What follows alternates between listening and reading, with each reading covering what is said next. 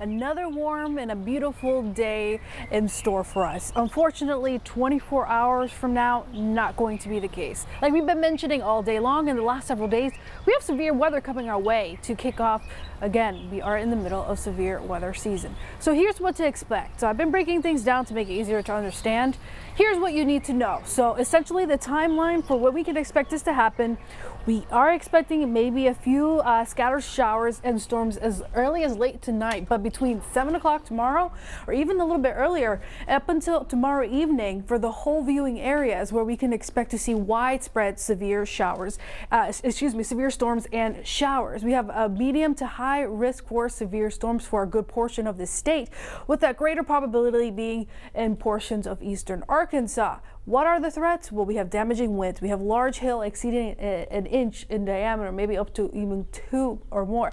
And a few strong tornadoes are definitely not out of the picture. So here's a look at that. Visually on the severe storm outlook. So like I mentioned earlier today, we were upgraded to a high, which is level 4 out of 5.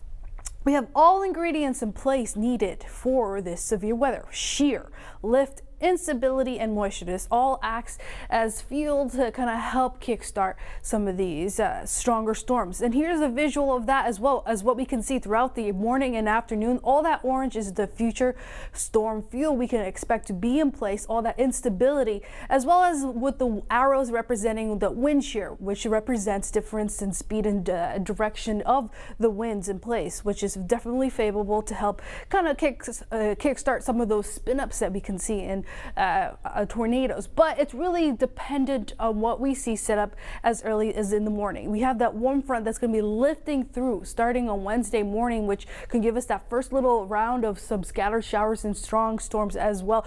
But it depends how it's set up. If it's more in the smaller cells, which could cause more concern for some strong to severe storms, maybe even a few spin-ups that early in the morning as well, and a large hail as well. But if we get a larger swath of rain, could help kind of diminish that chance, but it's going to increase ahead of that approaching cold front, because we do have a brief break throughout the middle of the day, increasing later into the afternoon with this second round ahead of that approaching cold front, as it does intensify as it gets towards eastern Arkansas, running into that area that has a little bit more better ingredients for stronger storms. So this is something we're going to be watching out for in terms of whether or not we see the placement of the cells, or if you see more wider swaths of rain, that could really influence that, and that's going to be done by the evening. So looking right now at your extended forecast coming up in just a minute.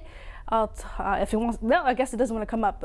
I'll show that in just a minute, what we can expect for the rest of the week ahead.